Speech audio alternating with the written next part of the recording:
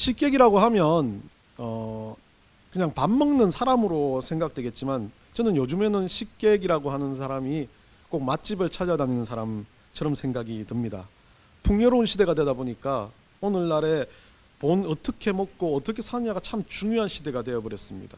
그래서 웰빙이다, 풍요다 라는 단어들이 오늘날 세상을 말하는 함축적인 단어가 되어버렸습니다. 그러다 보니까 예전에는 떠오르지 않았던 미슐랭 같은 그런 단체들의 가이드가 뜨기도 합니다. 원래 타이어 회사였는데 1900년대부터 시작됐어요. 이 미슐랭 가이드라는 게 1900년대부터 나왔습니다. 1900년부터 나왔던 이 미슐랭의 가이드북은 원래는 좋은 식당을 소개하고자 하는 게 아니라 여행 가이드였습니다. 모든 여행에 대해서 알려주는, 타이어 회사니까 여행 좀 장려하기 위해서 만들었던 가이드였는데, 이 가이드 속에서 이제 미슐랭이라는 이름으로 레스토랑들이 뜨기 시작했던 거죠. 그래서 한 100년 정도 쌓이다 보니까 이 미슐랭이 말하는 레스토랑은 상당히 권위가 있는 레스토랑들이다라고 이렇게 말할 정도로, 그래서 미슐랭 가이드라는 단어가 나왔다라고 합니다. 맛집을 선정할 때 별을 나누어서 이 집은 맛있고 이 집은 맛없다, 이런 분위기, 그리고 여러 가지 상황들을 가지고 선정은 하지만 이들이 가지고 있는 선정의 기준은 맛과 그 사람이 하는 요리의 분위기가 있겠지만, 실질적으로 봤을 때는 그냥 좋고 맛있는 음식, 또 때로는 비싼 음식들을 이야기할 때가 많이 있다는 겁니다. 근데 제가 이 미슐랭이라는 것을 또 다시 한번 생각하게 됐던 게, 요 며칠 좀 됐을 때 우리 아이들하고 돼지국밥도 미슐랭에 들어가 있더라고요. 그래서 그 돼지국밥 미슐랭을 찾아가지고 아침부터 가가지고 이렇게 먹고 왔는데, 그냥 가격도 괜찮고 저렴하고 괜찮은 집이었습니다. 그냥 먹고 나왔는데, 이제 집으로 돌아와서 우리 딸아이가 하는 말이 자기 인생 맛집을 찾았다는 겁니다. 뭐가 인생 맛집인데 그 아침에 먹었던 그 돼지국밥이래요. 왜?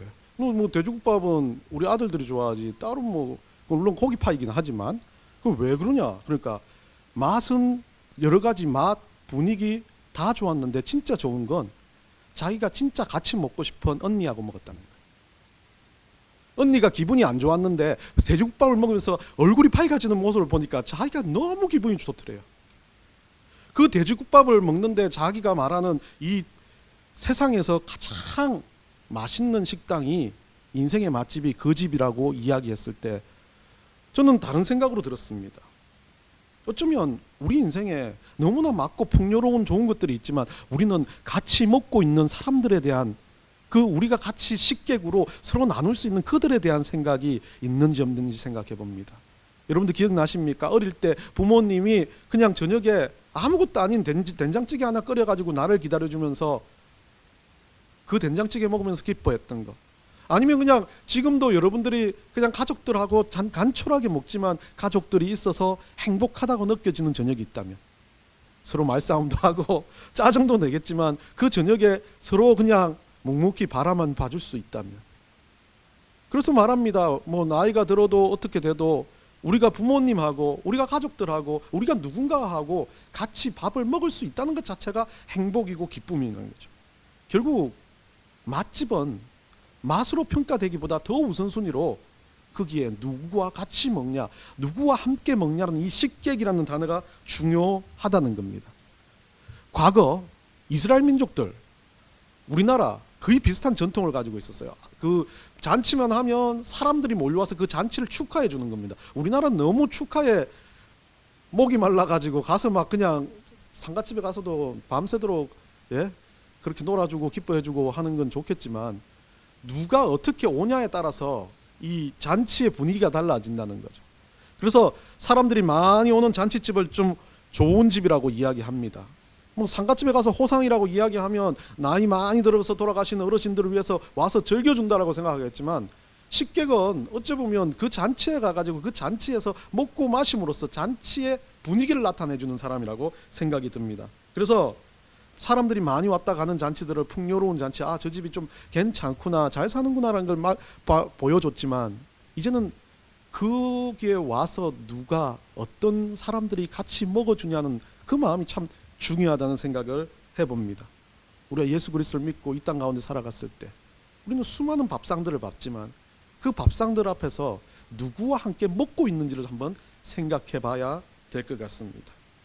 사람은 감정적이어서 배가 고프면 짜증이 나고 비관적이게 되고, 배가 부르면 조금은 그것들에 대해서 잊게 됩니다. 잠을 자도 있고 밥을 먹어도 있고, 사람은 참 감정적인 동물입니다. 그런데 어떤 사람, 내가 짜증나고 분노스러운 사람과 함께 같이 먹으려고 하는 사람은 없습니다. 그냥 같이 먹으면서 내가 위로받을 수 있고 치료받을 수 있는 사람하고 같이 먹을 때 편안하다는 거죠. 그래서 밥 먹다가 싸우다가 밥 먹으면 막 얹히겠다 하면서 가슴을 치고 그렇게 하는 사람들 많이 있습니다. 많은 사람들이 생각하기에 먹고 마시는 것 참 중요한데, 누구와 같이 먹고 마시냐가 더 중요하다는 것을 알게 되는 겁니다. 영업이나 마케팅 한 사람들 그렇게 말하죠. 그 사람의 입을 즐겁게 하는 것이 우선순위가 되라고. 맛있는 거 입에 넣어주면 싫다가도 조금 좋아집니다. 근데 물론 싸우거나 짜증나서 보는 게 아닐 때요. 우리는 음식을 먹으면서 회복을 하고, 음식을 먹으면서 누군가와 함께 어떤 이야기를 나누다가 교제가 되고 관계가 되는 겁니다. 어쩌면 우리 인생 가운데 가장 큰 회복이 있을 수 있는 시간은 이 밥상 자리일 수도 있다는 겁니다. 그래서 중요합니다. 이 밥상 자리에 누가 앉아 있냐는 거죠. 우리는 예수님 믿고 살아갑니다. 그러다 보니까 식기도를 하지 않습니까? 예, 저의 식기도는 예수님 감사히 잘 먹겠습니다. 그런데 이 장면을 보면서 참 좀 진솔하게 기도해봤으면 좋겠다라는 생각을 해봅니다. 왜요? 우리가 하는 식기도는요, 예수님한테 감사를 표현하는 게 아닙니다. 그 식에 먹는 자리에, 이 공동체 먹는 밥상에 우리 예수님이 와 계시다는 걸 확신하는 겁니다. 그래서 그 자리에서 예수님과 함께 먹고 마시는 자가 되는 것, 그게 그리스도인의 모습이라는 거죠. 예수님은요, 제자들한테 오늘 이 본문에서 마지막 식사를 하시는 장면입니다. 이 장면에서 예수님은 우리에게 무엇을 알려주시기를 원하는 겁니다. 여러분들 잘 아시겠지만 최일도 목사님이라고 아십니까? 예전에 저도 그 교회 가서 가끔 봉사를 했던 기억이 납니다. 그분이 쓴 책 중에 물론 또 여러 가지 구설 수도 있었지만, 그 책 중에 입 안 먹고 밥이 되어라는 책이 있습니다. 그 책을 참 제가 참 가슴을 울리면서 많이 봤는데요. 그 책의 내용 중에 이런 글이 있습니다. 밥을 앞에 놓고 형식적인 기도를 할 것이 아니라 깊은 묵상을 한번 시도해 보십시오. 하나님께서 이렇게 주신 것에 대해 감사하고 감격한 마음이 없으면 먹고 마시든지 몇 끼를 굶어 보십시오. 그러면 웬만하면 밥이 웃는 것이 보일 것입니다. 그 밥을 숟가락에 떠서 입가로 가져오다 보면 밥알 한 알 한 알이 춤추는 것이 보입니다. 한이와 기쁨 자체이지요. 이 밥이, 이 생명들이 또 다른 생명을 살리기 위해서 생명의 역사를 거듭해서 제가 살고 있는 것이지요. 우리는 다 생명이 있는 것을 먹지 않습니까? 생명에 대해서 이야기합니다. 밥의 영향력에 대해서 이야기를 했습니다. 그런데 저는 이 부분을 읽으면서 왜 생명이 될까라는 거죠. 먹고 마시고 우리의 자양분이 될 수도 있겠지만, 진짜 자양분이 되는 건 이 밥 안에, 예수 그리스도와 함께 먹는 밥 안에 우리에게는 예수 그리스도께서 주시는 정말 은혜가 들어가 있기 때문이라는 거죠. 오늘 본문을 통해서요, 그 은혜를 설명해 보려고 합니다. 다 아는 내용입니다. 그렇지만 한 번 더 우리가 돌아봐야 할 내용입니다. 오늘 성경의 밥상은 예수님께서 제자들과 함께하는 마지막 밥상입니다. 그러면서도 우리가 이 밥상을 기억하기 위해서 성찬식이라고 이야기하면서 이것을 기념하여 지킵니다. 그거 가지고도 말이 많습니다. 기념하냐, 아니면 그게 현현하냐. 이 밥상에 대한 의미를 가지고 너무 형식화되는 것보다 이 밥상의 의미에서 우리가 좀 예수님의 마음에 집중해 봤으면 좋겠습니다. 15절에 보시면요, 예수님은 오늘 이 밥상을 차려놓을 때 전제를 둡니다. 뭐라고 전제를 둡니까? 내가 고난받기 전에라고 말합니다. 예수님은 알고 계십니다. 이제 이 밥 먹고 나면 예수님은 정말 온몸에 피를 다 흘리면서 죽게 된다는 자신이 가는 길을 알고 계십니다. 그런데 그 고난받기 전에 뭐를 한다는 겁니까? 너희와 함께라고 그럽니다. 제자들을 모아놓고요, 고난받기 전에 예수님은 식사하고 싶은 겁니다. 그 식사의 자리는 뭐 어떤 자리입니까? 그냥 예수님이 단순하게 밥 한 끼 먹고 헤어지자는 자리가 아닙니다. 예수님이 이 밥을 마지막으로 난 너희들과 이제 더 이상 만날 수 없어라는 마음으로 만들어 놓은 식사 자리입니다. 다른 말로 하면 이 밥을 먹고 돌아서는 순간 예수님은 이제 잡혀갈 거고 또 십자가 고난을 당하는 것을 알고 계시는 상황입니다. 그래서 제자들을 불러 모았습니다. 여러분, 죽기 전에 마지막 한 끼를 먹을 수 있다면 무엇을 먹냐가 중요한 것이 아니라 누구와 함께 먹느냐가 참 중요하다고 생각이 듭니다. 그 자리에 정말 사랑하는 제자들을 불러 모아놓고 예수님은 식사를 하려고 하십니다. 결국 이 식사 자리에는 오늘날도 우리가 알고 있지만 이 식사 자리에 초대받았던 제자들로 인해서 복음이 전파되었지만 오늘 이 식사 자리는 뭐라고 되어 있냐면요, 너희와 함께라고 되어 있습니다. 불특정 다수 제자들이라고 모았지만 오늘 본문의 이 글을 봤을 때는 그 너희 안에는 지금 예수 그리스도를 알려고 하고 예수 그리스도를 믿고 있고 여러분들이 영생을 얻었다라고 확신하는 여러분의 믿음 안에 있는 모든 여러분들이 너희가 된다는 겁니다. 예수는 우리와 함께 식사하기를 원하셨고 제자들을 불러 모았듯이 우리를 불러 모으신 겁니다. 항상 상상해 보십시오. 그러면서 뭐라고 말합니까? 유월절 먹기를 원하고 원하였노라. 예수님 마음이 먹기를 원했다는 이야기를 하면서 이 예수님과 함께 먹는 이 제자들은 뭡니까? 예수 그리스도를 따르는 제자들이고 믿음을 가지고 있는 백성들입니다. 예수님은 그 제자들뿐만 아니라 여러분들도 그리스도인이다, 제자라고 명명해 주신 이유가 지금도 여러분은 예수님과 함께 먹고 마시고 있기 때문에 그렇습니다. 믿음으로 예수 그리스도를 믿는다는 믿음, 나를 위해 죽으셨다는, 예수님께서 나 때문에 피 흘리고 십자가에 못 박히시고 3일 만에 부활하셔서 나를 구원하셨다는 그 믿음만 있다면 예수 그리스도는 우리를 제자라고 말하며 그리스도인이라고 말하는 겁니다. 요한계시록 3장 20절 이렇게 말합니다. 우리 한번 읽어봅시다. 볼지어다 내가 문 밖에 서서 두드리노니 누구든지 내 음성을 듣고 문을 열면 내가 그에게로 들어가 그와 더불어 먹고 그는 나와 더불어 먹으리라. 여러분한테는 어떻습니까? 벌써 두드리는 예수님을 붙잡고 만나지 않았습니까? 그러면 여러분들은 지금도 예수님과 더불어 먹는 하나님의 백성들이라는 겁니다. 예수님을 주인으로 모시는 우리는 예수님과 더불어 먹고 살아가는 겁니다. 예수님 우리를 식객으로 초대하셨던 거죠. 예수님의 밥상에 제자들을 먹이고자 하는 그 밥상에 우리도 초대하신 거예요. 그러면서 우리도 그 예수님의 밥을, 예수님이 주시는 떡을, 예수님이 주시는 그 포도주를 마시면서 우리는 다시 한번 주님, 저 같은 것이, 나 같은 죄인이 이거 먹고 마셔도 되겠습니까? 라고 고개 숙일 수밖에 없는 그런 존재들이라는 겁니다. 그러면서 예수님이 뭐라고 그랬습니까? 유월절 먹기 전에, 유월절, 결국 그 유월절이 나가오는 순간에 유월절에 먹는, 유월절에 이스라엘 민족들은 만찬을 합니다. 유월절의 의미는 뭡니까?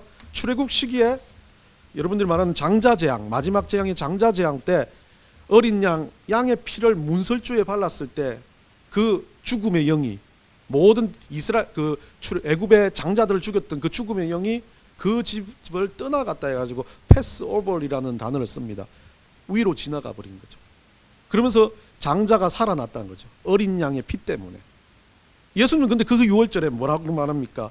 출애굽에 살리신 그 유월절의 피가 아니라 이제 내 피를 흘려서 너희들을 살리겠다고 하는 마음으로 유월절이라는 단어를 집어넣습니다. 내가 유월절에 먹기를 원한다. 유월절 먹기를 원한다. 여기서 동사의 유월째도 압니다. 유월절 먹기를 원한다. 결국 어린 양의 피로서 만들어놓은 이 유월절 양식을 너희한테 나누기를 원한다는 이야기를 합니다. 십자가에 달리시고 고난을 받으시기 전에 제자들이 예수님이 가셔야 할 길을 확실히 이해하기는 힘들었지만 다른 한편으로 이 제자들에게 보여주셨어요. 빵을 찍고 그 포도주를 따르면서 이것이 내가 가야 할 길이고 이것이 너희들이 일평생 그리스도인으로서 누군가에게 식객에 대해서 알려줘야 할 길이라고 알려주신 겁니다. 예수님의 몸과 피는 우리를 죽으셨던 모습이지만 생각해 보십시오. 기억하라는 의미라는 것도 있겠지만 이 유월절의 모습과 예수님이 떡을 찍고 빵을 찍고 포도주를 따르면서 이것은 내 몸이요, 이건 내 살이요, 내가 이 모든 빵이 찢기는 것처럼 내 살이 찢기면서 고통당하며 죽을 거고 내 속에 있는 피를 다 쏟아내면서까지도 너희들을 위해서 내가 죽을 텐데 잊지 마라. 밥 먹을 때마다 누군가의 영혼들을 바라볼 때마다 잊지 마라. 나 예수 그리스도는 너희들을 위해서 이래 죽었다는 것을 너희들이 꼭 기억하라는 의미죠. 그래서 성찬식은 기념하라는 의미보다는 저는요, 기념보다는 기억하고 우리 가슴에 울림이 있어야 된다는, 내가 죄인이라는 건 다시 판단해야 되는 거예요. 예수님이 나 때문에 죽으셨다는 것에 안타까워야 되는 거예요. 그 빵을 찢을 때 예수님 살이 찢기는 고통이 들어와야 된다는 거예요. 그 포도주를 마실 때 예수님의 모든 피가 빠져나가는 그 아픔이 느껴져야 된다는 거죠. 그렇게 나를 구원하셨기 때문에. 그 밥상에서 예수님은 떡을 떼어 조각을 찢어내듯이 살이 찢어짐을 보여주셨고, 포도주를 부으면서 예수님의 몸속에 있는 피가 흘러감을 알려주셨습니다. 이 세상의 마지막 식사의 자리에서 예수님이 할 수 있는 가장 고귀한 표현은, 내가 너희들을 이렇게 찢기더라도, 이렇게 피를 흘리더라도 나의 죽음으로 너희들을 살리겠다는 거룩한 진리를 보여주신 겁니다. 예수님은 우리에게 진리의 식객이셨습니다.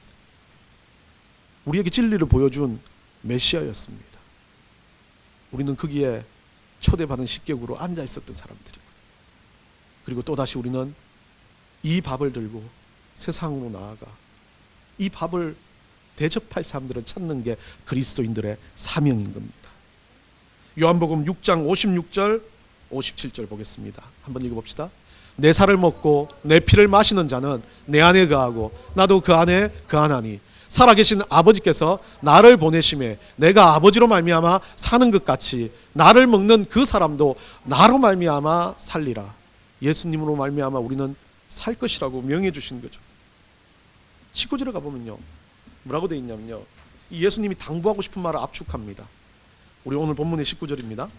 한번 읽어봅시다. 또 떡을 가져가사 감사기도 하시고 떼어 그들에게 주시며 이르시되 이것은 너희를 위하여 주는 내 몸이라. 내가 이를 행하여 나를 기념하라 하시고, 예수님이 찢겨지는 몸을 보여주시면서 뭐 하라고 하십니까?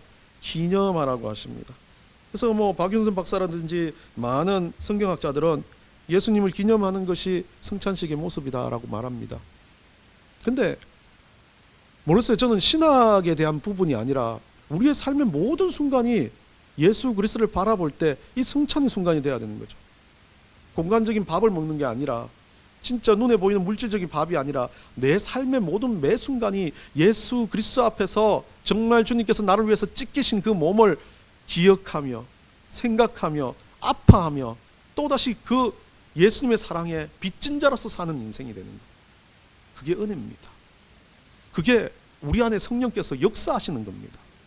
우리 안에 성령이 충만해진다. 여러분들 성령 충만하라고 아무리 기도하고 막 그래도 그 성령 충만에는 하나 빠진 게 있다면 내가 원하는 성령 충만인 거예요. 여러분 욕심으로 하는 성령 충만은요, 성령 충만은 100%가 될 수 없습니다. 진짜 성령 충만은 내 안에 이 진리의 식격으로 살아계신 예수 그리스도의 찢기신 몸이 보인다면, 그 예수님이 흘리신 피가 나를 적시고 흘러 넘친다면 그게 바로 성령 충만인 겁니다. 이 마지막 식사의 자리에서 예수님은 말합니다. 나를 기념하라고. 승찬을 행하는 것은 그리스도의 제자인 것을, 내가 예수 그리스도의 죽음으로 인해서 받았던 이 구원을 되새김질하는 겁니다. 이 되새김질은 어떤 겁니까? 아, 나는 살아서 다행이다. 아닙니다. 나 같은 것이, 죄인 중에 괴수가 예수 그리스도의 그 피 때문에 구원을 받았구나. 이거 어찌할까? 내가 어떻게 살까? 내가 어떻게 갚아드릴까? 이런 반응이 일어나는 게 당연한 거예요. 승찬을 가지고 주님께서 허락하셨던 가르침은 진리라는 것 앞에서 진짜 식객이 되라는 겁니다. 단순히 밥 먹고 도망가는 사람이 아니라 이 밥 먹고 진짜 밥이 되는 사람, 이 밥 먹고 진짜 구원의 말씀을 들고 세상으로 나아간 사람이 되라고 말합니다. 예수님 말합니다. 나는 너희를 위해서 이제 죽을 거다. 그리고 너희는 나의 죽음으로 구원을 얻을 것이다. 그런데 하나 너희들한테 알려주고 싶은 게 있는데, 그냥 먹지 말고 이 밥 먹으면 나하고 같이 죽어야 된다. 이 밥 먹고 나면 네가 사는 인생이 아니라 이제부터 내가 사는 인생이 된다. 이 밥 먹고 나면 너희가 가는 길이 생명의 길이 된다. 이 밥 먹고 나면 네가 세상에서 어떻게 살든지 모든 삶이 중요한 게 아니라 살아가는 이유가 중요하다. 너희가 이 길을 알리고 전파하고 이 길에서 나와 같이 죽어야만 이 내가 너희에게 먹인 이 밥상이 진리의 밥상이 되는 거다라고 말씀하시는 겁니다. 우리 인생을 살면서요, 우리는 몇 번이나 이 예수 그리스도께서 마지막 밥상에서 제자들에게 보여주신 마음을 이해하며 살아가십니까? 부활절만 되면요? 고난주간만 되면요? 아니요. 우리의 삶에서 우리는 좀 기억해 봐야 됩니다. 내가 뭘 쫓아 살고 있는지. 열심히 쫓아 살았던 그 모든 것이 허무하게 없어지는 그날 주님 앞에서 뭐라고 말할 겁니까? 주님하고 내가 몇 번이나 제대로 된 밥을 먹었는지 세어보아야 하고, 내 인생 맛집이고 내가 정말 진리의 식객처럼 주님 앞에서 주님과 함께 그 성찬을 먹고 마시듯이 우리 주님의 그 찢김과 아픔이 내 안에 들어왔는지를 주님 앞에서 뭐라고 변명하시겠습니까? 우리가 가장 고귀한 밥상을 받은 사람이라면 가장 고귀하게 존귀하게 진리를 전파하는 식객으로 살아드려야 합니다. 15절 끝자락에요.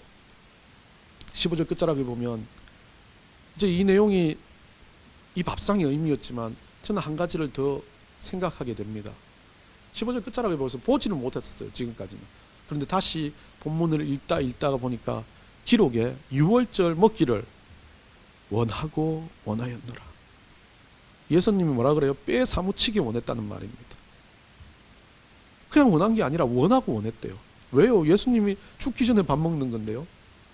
왜 그랬을까 고민이 됐어요. 참 예수님이 왜 나 때문에 그 마지막 죽으러 가시지 않고 먹으면 얼마나 좋았을까요? 그런데 왜 이렇게 원하고 원했는지 여러분도 아시잖아요. 답은 예수님이 죽지 않으면 나를 살릴 수 없기 때문에. 그래서 가장 고귀한 것으로 주고 싶다는 거예요. 참 왠지 모르겠지만 어제도 우리 와이프가 또 우리 정조 할머니 이름 아냐고 물어봤는데 이름을 모르겠어요. 근데 제가 설교를 쓸 때 우리 정조 할머니 이야기를 썼거든요. 근데 어제 갑자기 물어보더라고요. 너무 그래 미안했어요. 왜 그러냐면 우리 정조 할머니는 제가 정선이라고 너무 좋아하셨어요. 치매에 걸리셨어요. 90이 넘어가지고 치매에 걸려가지고 농장에 있는 한 칸 방에 그냥 누워가지고 마지막을 살아가지고 계셨어요. 근데 농장에 갈 때마다 우리 정조 할머니가 저를 손을 잡고 방으로 데리고 와요. 뭐 치매 걸린 할머니가 다른 사람들 보면 막 욕하고 작은 아버지 오면 막 나가라고 삿대질하고 그러는데 저만 오면 너무 좋아가지고 막 애기처럼 뛰어나와 손잡고 자기 방에 들어가는데 자기 장판을 전기장판 밑을 탁 열어요. 열면 거기에 옛날에 여러분들이 있는 그 박하사탕 있죠. 그 껍질이 안 있는 종이에 쌓이는 박하사탕이 있어요. 길쭉하게 생겨가지고. 그거하고 어디서 구했는지 모르겠지만 여러분도 잘 아시는 가시 초콜릿 그거가 들어있어요. 어떻게 돼 있어요? 녹아가지고 찌그러져 납작해지고 이 박하사탕은 막 뭉쳐가지고 덩어리가 되어 있습니다. 불편할 텐데 그거를 거기다 쌓아놓고 제가 오기만 기다렸어요. 그러면서 말해요. 우리 장손 이거 먹고 큰 사람이 돼야지. 우리 장손 할머니가 이거 준비했어. 그 기억이 떠오르면서 예수님의 마음이 들어오는 거예요. 제자들한테 먹이고 싶었어요. 제자들한테 밥 한 끼 하면서 주고 싶었어요. 이게 진짜 내 사랑이라고. 이게 진짜 내가 너희들을 위해서 죽어도 하나도 내가 아깝지 않은 죽음을 죽을 거야. 너 때문에. 내가 죽어서 네가 산다면, 내가 죽어서 네가 영생을 누리고 진리의 식객처럼 살아간다면 내 죽음 괜찮아. 나 고통받고 피 흘리고 두들겨 맞은 거 괜찮아. 나 다 이길 수 있어. 성훈아. 그 마음이 들어오는 거예요. 그게 예수님이 원하고 원하셨던 거예요. 부활하신 거요. 부활하신 것보다 더 중요한 건 예수님이 인간적으로 우리를 그만큼 살리고 싶었다는 겁니다. 인간적으로 그 제자들을 그만큼 붙들고 너희들 때문에 내가 죽을 수 있어라고 보여주신 겁니다. 그 고통을 이기거든요. 그게 구원입니다. 그게 예수님이 보여주신 우리의 밥상이고 진리였습니다. 여러분, 밥 먹고 힘내라는 소리 여러분한테 하지 않습니다. 이 밥 먹고 힘이 되라고요? 이 밥 먹고 밥이 되라고? 아닙니다. 이 밥 먹고 죽으셔야 됩니다. 이 밥 먹고 다시 한번 예수님을 만나야 됩니다. 이 밥 먹고 다시 한번 예수님이 나 때문에 죽기까지 너를 사랑하기 때문에 나는 이 밥이 너무나 기다리고 기다려졌어 라고 말하는 마음을 이해하시는 여러분들이 되시기 바랍니다.